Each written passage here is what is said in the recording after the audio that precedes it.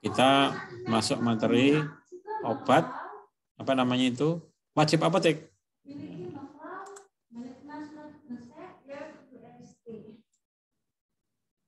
Ya, obat wajib apotek ini Anda bisa baca ya, nanti Anda bisa lihat di materinya di PDF-nya ada ya.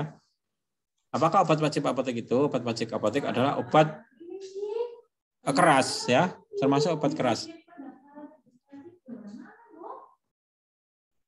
Termasuk obat keras ya. Obat keras itu harus pakai resep dokter sebenarnya, seharusnya ya, seharusnya harus pakai resep dokter. Ya, jadi kan ada obat bebas ya, obat bebas terbatas yang kemarin sudah saya singgung ya. Ini obat keras harus pakai resep dokter. Nah, obat keras ini ya, yang dinamakan obat wajib apotek ini itu boleh diberikan oleh apoteker. Ya, saya ulangi ya, boleh diberikan oleh apoteker tanpa resep dokter.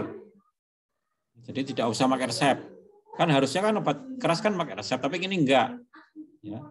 Tapi jumlahnya tidak banyak, ya, hanya beberapa obat yang termasuk obat keras. Gitu ya. Nah, ini contohnya nanti tolong dihafalkan ya, karena kamu sejak semester 1 harus hafal obat wajib apotek itu. Ya. Ini termasuk obat generik. Ya. Kemarin kan ada obat generik itu apa toh? Obat generik. Ini listnya itu nama generik semua. Ya. Ada obat paten, obat generik. Ya, ini obat generik ya, obat generik.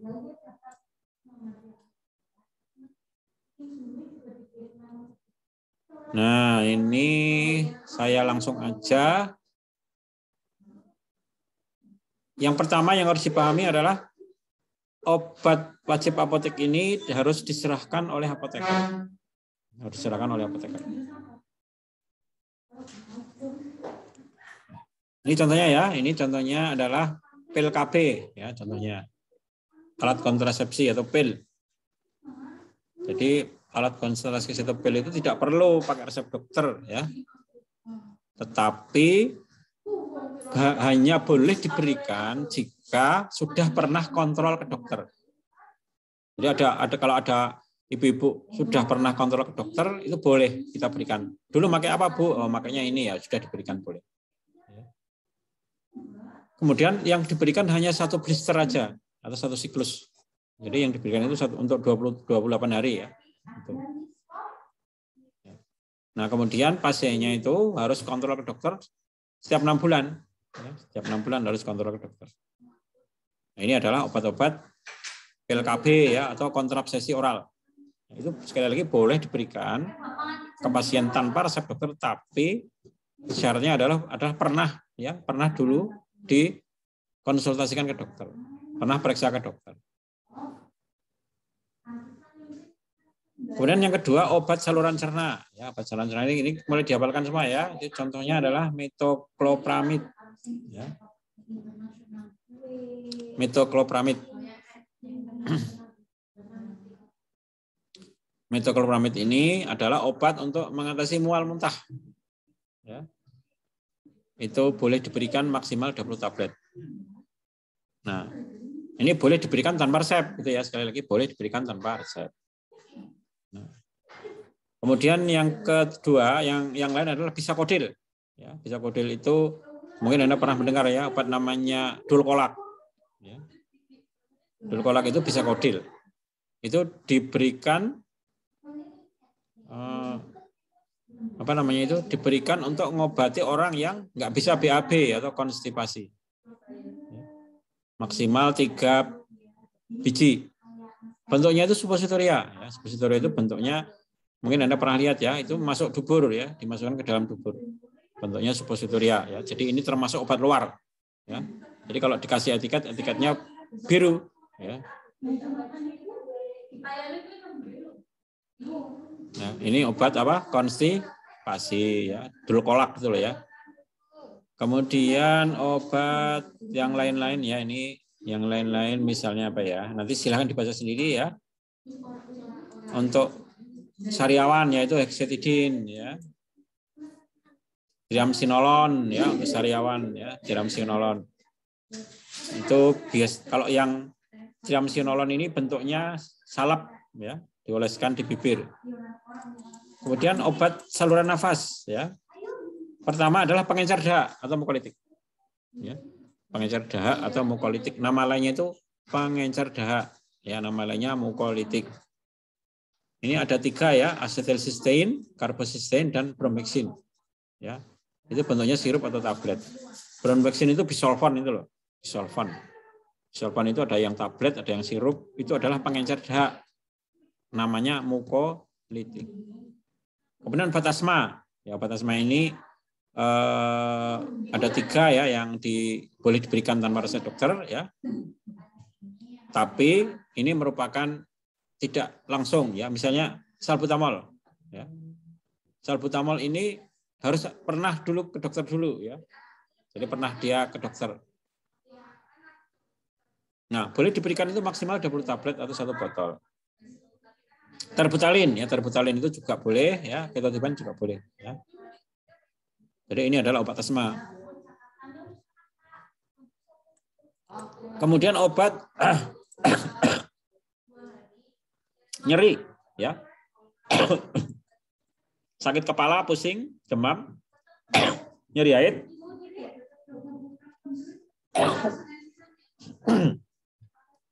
Obatnya metampiron atau antalgin. Metampiron atau antalgin.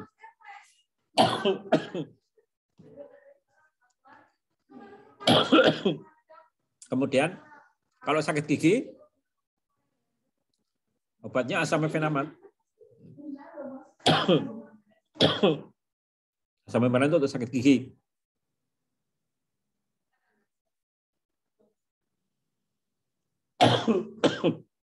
Ya. Sakit gigi bisa ya. Asam mefenamat. Jadi kalau Anda sakit gigi, minum asam mefenamat. Cuman asam mefenamat ini tidak boleh diberikan untuk anak-anak ya, nggak boleh. Ya. Orang yang boleh minum asam mefenamat itu umurnya minimal 14 tahun. Jadi kalau ada anak-anak umur 10 tahun nggak boleh ya kalau sakit gigi diberi asam mefenamat. Ya, kalau anak umur itu dikasih metampiron aja ya. Metampiron boleh ya untuk sakit gigi, tapi lebih tepat kalau usia Anda itu kalau sakit gigi dikasih asam mefenamat ya, lebih tepat. Kalau nyeri haid ya lebih cocok minum metampiron ya. Anda misalnya nyeri haid minum antalgin ya. Walaupun minum asam mefenamat juga boleh sih ya, nggak masalah ya. Kan sama-sama obat nyeri ya, itu boleh. Ya. Itu obat-obat nyeri ini penting ya, obat-obat nyeri ini dihafalkan ya. Jadi obat-obat nyeri itu karena kasusnya banyak sekali nyeri itu. Hampir tiap hari kalau kita kerja di apotek itu kasus nyeri itu pasti ada ya. Ya obat yang disarankan 2 itu ya, metampiron sama asam mefenamat. Cuman dibedakan ya, kalau metampiron itu bukan untuk sakit gigi ya. Kalau asam mefenamat lebih ke arah sakit gigi gitu loh, ini keterangannya seperti itu. Dan yang perlu diingat adalah asam mefenamat itu tidak boleh diberikan pada anak yang umurnya kurang dari 14 tahun ya. Nggak boleh diberikan pada anak yang umurnya kurang dari 14 tahun. Kemudian apa namanya?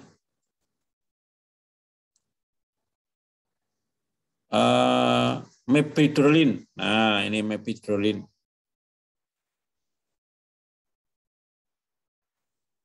Mepidrolin itu obat alergi.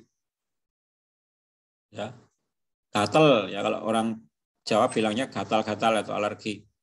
Kemudian ada lagi ini dexchlorobenzamine maleat. Itu juga obat gatal atau alergi. Jadi kulitnya gatal.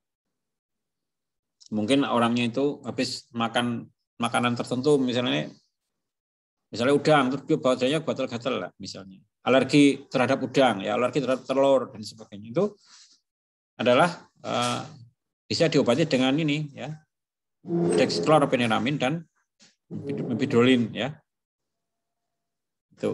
Itu apa kasusnya sering ya, kasusnya sering sekali ya. Di apotek itu yang sering kasusnya itu tadi nyeri sama gatal, sering banget. Kemudian obat cacing ini kan Anda ngertinya kan Combantrin ya, ngertinya ya. Combantrin itu obat bebas terbatas ya. Pirantel, mamat. Kalau ini mebendazole ini obat cacing ya. sekarang sudah menjadi obat bebas terbatas. Kalau dulu obat obat wajib apotek, sekarang sudah berubah menjadi obat bebas terbatas ya, seperti Combantrin.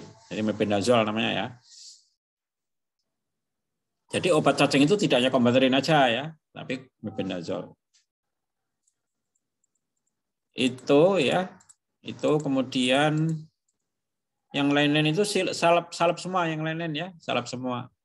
Misalnya kalau Anda kena udunen misalnya ya, udunen itu kan infeksi ya, dikasih gentamisin boleh ya, antibiotik. Chloramphenicol boleh ya. Kalau jerawat ya, misalnya Anda kena jerawat terus merah-merah itu ya, obatnya erythromycin ya. Erythromycin salep. Jadi kalau jerawatan itu dikasih erythromycin, kalau udun itu dikasih gentamisin ya. Atau chloramphenicol juga boleh. Ya. Itu obat untuk kulit ya, untuk kulit, obat luar ya, obat yang digunakan di luar. Kalau dikasih etiketnya biru ya, saya ingatkan ya, kalau obat luar itu kalau dikasih etiketnya biru. Nah, yang lain-lain itu juga silakan nanti dibaca ya, dibaca, ada obat jerawat dan sebagainya. Ya, silakan dibaca. Kemudian saya lanjutkan ya, obat nyeri yang lain ini ibuprofen, ya, obat nyeri juga ya ibuprofen. Tapi sekarang sudah levelnya biru, sudah logonya biru ibuprofen ini. Ya, sekarang logonya udah biru. Jadi kalau Anda menstruasi ya boleh minum ini, ya ibuprofen. Demam ya, anak-anak yang demam yang umurnya di atas 2 tahun itu boleh diberi ibuprofen. Sekarang menjadi obat bebas terbatas ibuprofen ini. Kemudian kalau kena panu ya, atau kena panu ya, ini obatnya ini obat minum ya. Obat minum salep namanya ketoconazole. Ketoconazole itu obat panu ya, obat jamur. Kemudian ada obat nyeri juga yang bentuknya salep ya ini. Obat nyeri bentuknya salep itu piroxicam ya. Nyeri ya atau inflamasi. Inflamasi itu radang atau bengkak. Jadi kalau Anda jatuh ya, kemudian kakinya itu jendol ya, ada bengkak ya, atau dahinya itu lebam atau bengkak ya, itu dikasih piroxicam salep. Piroxicam yang bentuknya salep, bengkak ya. Jadi jatuh kemudian dahinya kebentur ya tanah, kemudian bengkak ya, jendol ya, atau inflamasi nama lainnya itu inflamasi. Itu dikasih piroxicam tapi salep. Itu mengurangi nyeri dan menghilangkan inflamasi atau bengkaknya itu. Piroxicam ya namanya ya, obatnya piroxicam. Kemudian kalau kena mah ya, tidak hanya antasida ya yang obatin mah itu. Jadi kan saya bilang antasida itu obat dari mineral itu kan ya, itu obat mah ya kan. Ini ada obat mah lain yang merupakan obat wajib apotek, namanya itu omeprazol ya. Ini bagus sekali obat ini ya, obat ini bagus ya. Namanya omeprazol, maksimal diberikan 7 tablet. Ada obat mah lain yang juga lebih bagus ya, namanya sukralfat. Itu lihat di bagian bawah itu. Sukralfat. Itu boleh diberikan tanpa resep dokter ya, sebagai obat wajib apotek. Sukralfat. Nah, itu obat mah juga. Jadi obat mah ada 3 ya. Kalau yang antasida itu obat bebas ya, bukan merupakan obat OWA, tapi kalau yang merupakan OWA atau obat wajib apotek adalah omeprazol dan sukralfat. Ya, itu kemudian ada lagi obat mah lagi, ini tambahan lagi ya. Ini obat mah cukup banyak ya di sini ya. Ada 2 lagi yaitu famotidin dan ranitidin. Nah, ranitidin dan famotidin ini termasuk obat mah juga ya.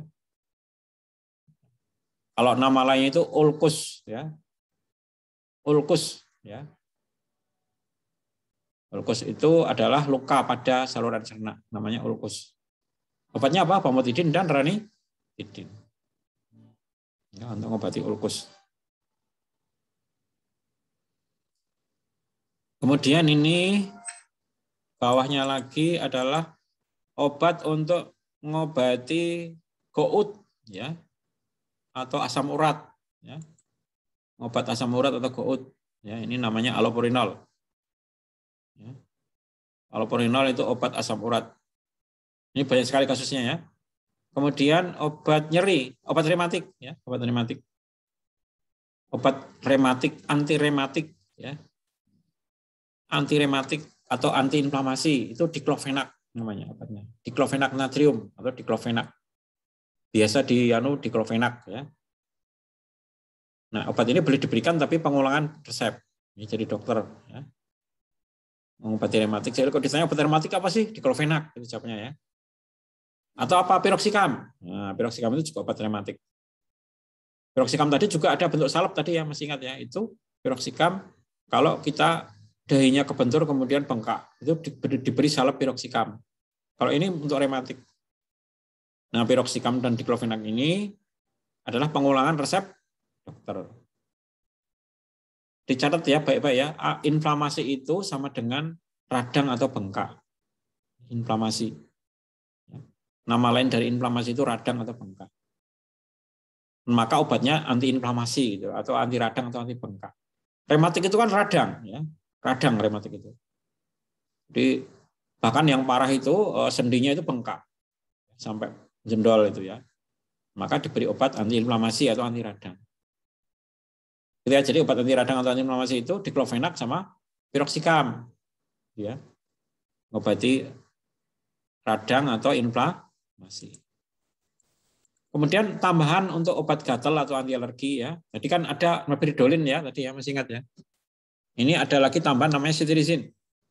Ya, ini terkenal sekali cetirizin ya. Jadi kalau ditanya obat gatal yang bagus apa toh? Jawabnya cetirizin gitu ya. Cetirizin jawabnya. Ini yang paling aman ya. Dan paling aman dan harganya terjangkau gitu ya, cetirizin ini. Dan nggak bikin ngantuk ya. Ya, walaupun ngantuk tapi nggak seperti kalau kita minum CTM. Kan Anda kan taunya CTM kalau gatal ya. Itu sekarang janganlah, kalau CTM itu ya boleh diminum tapi kan dia bikin ngantuk ya, bikin ngantuk. Sekarang lebih banyak dipakai itu cetirizin. Ini menjadi pilihan. Dan siproheptadin. Nah, siproheptadin ini juga merupakan obat gatal, tapi lebih disarankan kalau gatal itu cetirizin ya. Itu obat-obat yang perlu diberi penekanan ya, yang mulai kita hafalkan ya. Jadi ini gunanya kalau kamu ditanya orang ya. Ditanya orang nggak malu-maluin, cepet jawabnya ya. Obat sakit gigi apa sampai menamat gitu, cepet jawabnya. Obat sakit kepala apa? Antalgin. Kalau anak-anak sakit gigi diobati apa? Antalgin ya, jangan dikasih asam epen. Nah, nanti perutnya jadi mules ya. Kamu punya adik umur 10 tahun sakit gigi dikasih asam epen amat, enggak boleh ya. Itu ya. Kalau gatal dikasih apa? Cetirizin. Gitu jawabnya, cepet ya. Jadi saya minta untuk mahasiswa-mahasiswa tingkat 1 itu segera menghafalkan obat dari sekarang. Karena nanti dipakai terus ini. Ya, pada mata kuliah di atasnya ya, farmakologi ya. Kemudian mata kuliah farmakoterapi itu dipakai terus obat-obat yang saya sebut-sebut tadi. Anda harus hafal, jangan sampai nanti semester 5 ya, ada mata kuliah respirasi. Ya. Enggak ngerti itu apa namanya itu cetirizin kan susah ya. Jadi nanti diulang lagi di semester 5 pada mata kuliah farmakoterapi respirasi dan saluran cerna. Demikian juga obat nyeri itu diulang-ulang terus ya. Hampir pada mata kuliah farmakoterapi itu selalu disebut obat nyeri. Harus hafal kamu. Metampiron itu apa lah, malah nggak ngerti. Metampiron itu sama dengan antalgin ya. Ya, saya kira itu ya untuk paparan saya terkait dengan obat-obat wajib apotek ya. Sekali lagi obat wajib apotek ini termasuk obat yang harus kita hafalkan ya sebagai seorang farmasis ya. Anda sebagai calon sarjana farmasi itu harus hafal di luar kepala ya, obat-obat wajib apotek, khususnya yang tadi saya singgung-singgung ya sekali. Khususnya yang tadi saya singgung-singgung. Saya beri penekanan ya, yang harus dihafalkan. Ya.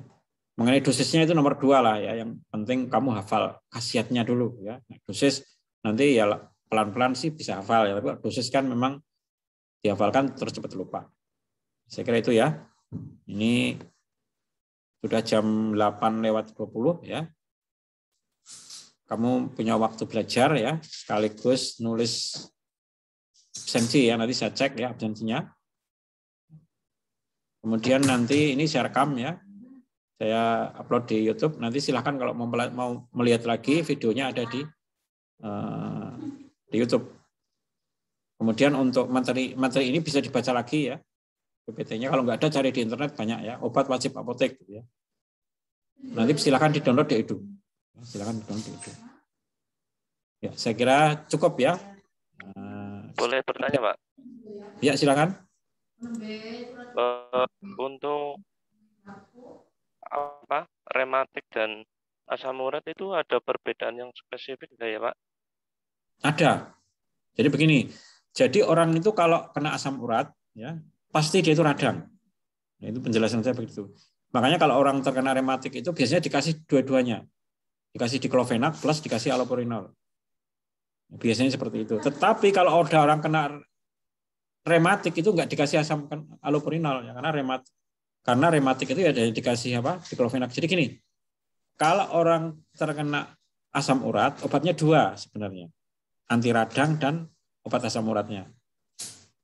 Paham ya? Tapi kalau orang terkena rematik obatnya satu tadi itu apa? Piroxicam atau diklofenak. Itu aplikasinya begitu, Mas. Oh, gitu. Ya, gitu ya. Tapi kalau secara praktis, Anda ditanya obat asam urat apa ya, dijawab aja allopurinol. Tapi kalau sisi praktek ya, kalau kita praktek di apotek, kalau orang terkena asam urat ya mustahil hanya diberi allopurinol ya, nggak boleh. Ya. Terus nyerinya, radangnya gimana? Kan nggak bisa. Ya. Karena allopurinol hanya menurunkan asam urat saja ya, tidak mengobati inflamasinya. Itu ada yang mau bertanya lagi? Silahkan. Boleh.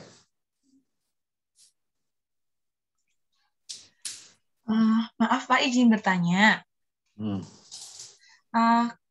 Kemarin kan ada yang di post-test ada soal tentang obat untuk yang Röntgen itu loh Pak, yang buat ronsen. Oh, buat ronsen kan itu? Itu belum. Itu apakah garam Inggris? Kamu harus membaca video, harus menyimak video saya itu untuk bisa jawab ya. Oh, udah kemarin. Urografin obatnya. Urografin. Kemarin belum ada Pak videonya. Videonya harus disimak, jangan melihat PPT. Jadi, makanya sekali lagi kalau saya ngomong itu dicatat ya, karena itu ya, saya kira itu ya. Ada yang mau ditanyakan lagi? Izin bertanya Pak. Biasanya itu kalau di apotek-apotek kan kadang ada yang kombinasiin obat asam urat. Biasanya kan kombinasinya tuh natrium diklofenak, allopurinol, kadang sama dexa. Kan dexa sama natrium diklofenak itu bisa buat antiinflamasi ya. Kalau itu penggunaannya boleh nggak? Nah, begini ya, saya jelaskan mengenai dexa ya. Dexa ini memang, kalau dokter sih nggak masalah ya. Kalau dokter mau kasih dexa double loro telur apa-apa ya dokter. Tapi kalau obat wajib apotek sekali lagi nggak boleh kita main-main dengan dexa ya. Karena dexa itu tidak masuk dalam obat wajib apotek. Nah, kenapa dexa itu nggak disarankan? Karena dexa itu dalam jangka panjang, sekali lagi dalam jangka panjang itu kalau diminum sebulan 2 bulan loh ya, itu bisa menyebabkan banyak masalah ya. Misalnya ya pengerobesan tulang atau osteoporosis. Monfes ya, bengkak. Terus dexa itu bisa menarik air ya. Jadi makanya badannya bengkak ya, karena dexa itu nggak boleh sebenarnya kalau orang hipertensi minum dexa itu juga harus hati-hati. Nah, jadi sekali lagi yang kamu lihat di apotek-apotek itu belum tentu benar ya. Bener ning ora bener gitu loh. Bener ning ora bener. Dexa itu nek diminum 5 hari itu nggak masalah, Mbak ya. Nggak apa-apa. Jadi kalau ada orang flu dikasih dexa itu nggak apa-apa, diminum 3. Tapi nek wong kena rematik dikasih dexa nanti dia minum terus itu dexanya, diulang-ulang terus. Makanya saya kalau di apotek pantang saya beri dexa. Kalau orangnya itu kena penyakit jangka panjang. Ya. Misalnya apa tadi? Asam urat, ya, rematik itu pantang. Jangan dikasih dexa nanti dia akan akan minum itu terus. Nanti efek sampingnya yang harus kita pertanggungjawabkan. Ya. Karena pasien itu enggak ngerti. Itu ya, itu. Sekali lagi ya dexa itu jangan, kalau cuman dikasih ya, kalau sebenarnya sih nggak boleh juga sih ya, kalau bilang melanggar. Kalau flu itu dikasih Dexa nggak apa-apa ya kan, flu cuma 3 hari dikasih Dexa. Karena Dexa itu bisa ngilangin mual muntah juga ya, Dexa itu bisa menurunkan panas juga ya. Makanya Dexa itu di rumah sakit dianggap sebagai obat dewa ya. Tapi untuk jangka pendek saja ya, 3 hari lah udah maksimal. Kan main-main dengan Dexa untuk penyakit nyeri apapun itu. Ya. Jelasnya ya, Mbak. Gimana Mbak? Paham nggak? Paham, Pak. Tapi berarti kombinasi diklofenak sama Dexa itu sebenarnya boleh nggak, Pak? Kalau boleh, kalau kita melihat dari sisi rasional obat, diklofenak dan Dexa itu boleh. Ya. Karena apa? Karena Dexa tidak memiliki efek anti nyeri. Ya. Kalau inflamasinya berat, ya, ya, itu boleh didobel Dexa sama diklofenak. Tergantung penyakitnya, Mbak. Ya, tergantung. Terima kasih, Pak. Ya. Ada yang lain?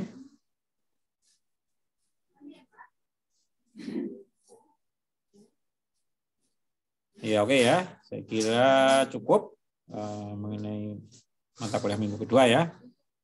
Nanti minggu ketiga sama minggu 4 sama Bu Titi ya, Bu Titi Puji. Saya tutup. Billahi taufiq wal hidayah. Assalamualaikum warahmatullahi wabarakatuh. Waalaikumsalam warahmatullahi wabarakatuh. Terima kasih, Pak. Terima kasih, Pak. Terima kasih, Pak. Bapak. Saya dulu. Iya, Saya mau ke ruang D3 kemarin hasil yang rapat struktural itu, Bapak kan nggak ikut. Nah, aku ramai loh, orang ngerti. Maksud saya mau ke sana, Takana. diskusi. Oke nih, apa?